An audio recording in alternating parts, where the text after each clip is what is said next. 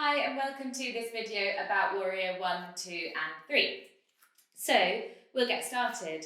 If you come to the top of your mat, have your mat facing towards the screen, I would, just so that you don't have to kind of be looking over your shoulder. And we'll come to Warrior 1 first. So bring the weight into your right foot and just take a big step back with your left. So quite a wide stance for Warrior 1. And your left foot will be 45 degrees, so toes are facing 45 degrees. Square your hips to the front. Your feet should be on about one line, but if you need to bring your left foot out a little bit so that you've got kind of train tracked feet, that's completely fine in order for your hips to be facing the front. You can literally use your hands just to kind of square the hips to the front. Press into the outer edge of your back foot here. And then let's start to bend into our right knee. Again, keeping those hips square to the front. It's quite a handy thing to draw your right hip back and your left hip forwards so that they stay square. If you find the right knee is going over the right toes, just wriggle the toes forwards a bit. So really get a bend in that front knee, keeping the hips square, and then let's start to lift our hands up above our head. Keep your shoulders relaxed, but the hands really active. Keeping that press into the back foot. So you've got a straight back leg and a bent right leg. Hands are active. And if it's okay on the neck, look up in between the hands and maybe bring the hands together in prayer above you. Looking up, so opening up the chest. Keeping a slight tuck of the tailbone. So if you find that your bum has started to stick out, just tuck the tailbone so you're not flaring the ribs out too much. But looking up. If this is too much on the shoulders, open the hands again. And then straighten the front leg and let everything hang down. So that's your Warrior 1. If it's too much on the back leg, you can just come up. So you're basically in a high lunge onto the ball of your foot. So lift the heel, but otherwise pressing the back of the foot in. And we'll come to Warrior 2. So keeping the feet in the same sort of stance, wideness-wise. This time, the feet must be on one line, and the front foot is facing forwards again, and the back foot is 90 degrees now, so the outer edge of the back foot should line up with the back of your mat. Zipping up through your thighs and your core. Hands come out parallel, so arms are parallel, shoulders stay over hips, shoulders are relaxed, and we start to bend into that front knee, so it's quite a deep stretch on your inner thighs here. Just making sure your torso hasn't kind of gone forwards or back. So keeping shoulders over hips, hands are really nice and strong. And it's your hands that are really kind of keeping your arms parallel and strong, not the shoulders up in the ears. So elongate your neck. Your gaze is over your front fingers. And just look at that front knee before we bring our gaze back over our front fingers. Make sure it's not falling in or out, so the knee is tracking over your middle toes. Looking back to your left hip, just seeing if your hip is externally rotating as much as it can, so opening up those hips as much as you can. And then now you've got all your alignment.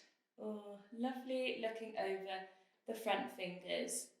Seeing if you can bend into that front knee a tiny bit more, so aiming to get the front thigh level with the mat, parallel with the mat.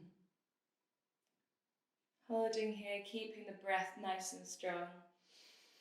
Switching on your pelvic floor, and then let's relax. So that's our Warrior 2.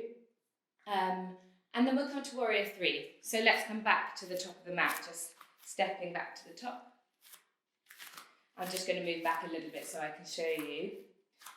You bring your weight into your right foot, and this time we're just going to come to balance on our right foot. Bringing hands into prayer at your heart center. We start to draw the torso down, and the left leg kicks out behind us. So we're trying to make a capital T shape with our body. So the torso comes down halfway, kicking that left leg out behind us. Try not to open up that hip, so keeping the hips level as if you're balancing a cup of tea on your lower back. looking down to the mat, and the left foot is flexed and active, so as if you're kicking the back of the wall or something behind you. Trying to straighten that left leg as much as possible, but it doesn't need to be totally straight. And the right leg can have a micro bend in if you find you lock your knees out. Then gently stepping all the way back. Woo! So you might feel a bit like your heartbeat's going a bit quicker, but that's quite natural imbalances, so no worries about that. And then we'll just go on the other side. So stepping the right foot back, quite a wide step. Getting ready for warrior one. So train tracking the feet if need be, or they can be on one line if your hips are really open. I find it easier to train track. So press into the back of your back foot and making sure that foot is 45 degrees. Starting to gently bend into your left knee, keeping the hips really square to the front. And let's lift up those arms. Try to not, obviously naturally the back rounds a little bit, but try to have a slight tuck of the tailbone. Shoulders are relaxed, hands are active, and we look up between the hands. Remembering if your left knee comes over your toes, just wiggle the toes forwards to make a slightly bigger stance. Maybe bringing the hands together in prayer above the head. Keeping the breath going. And then relaxing. Let's find warrior two. So feet come to one line. Back foot is 90 degrees and front foot is tracking forwards. Track the front knee over the front middle toes to keep that nice straight line.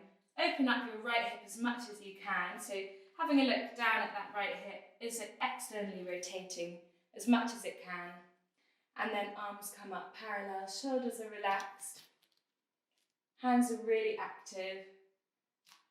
Really bending into that front knee, keeping that front thigh nice and switched on. Looking over the front fingers. Keeping your breath flowing throughout the body. And then we gently straighten that front leg and let the arms relax. So let's come back to, you come back to the front of your mat and I'll just be here so I can show you. Hands come to prayer. And there are some different arm variations in Warrior 3 that we'll have a look at on this side. So let's start with our hands in prayer. Just bring your weight into your left foot. So really grounding through that foot. And lift your right foot off the mat. Then from here, let's start to tilt forward. So our whole torso is coming forwards. Don't worry if you wobble around. I still wobble around quite a lot in this posture. Torso comes down. The back leg comes behind us and we don't open up the hip, we keep the hips level. So straightening the back leg as much as you can, there'll probably be a small bend in it, that's absolutely fine. Imagining that cup of tea balancing on your lower back, keeping nice and strong through the standing leg. And hands can come out behind us, like this, so arms are straight. Or if you want a bit of a challenge, they can come out in front. So arms are reaching forwards, keeping the breath going. And then gently stepping back together and giving the legs a little shake out. So that is, those are our warriors. There are a few other variations that we'll probably go over in class, but those are kind of the foundations of our warriors. Any questions at all, just email me or comment below. Thank you.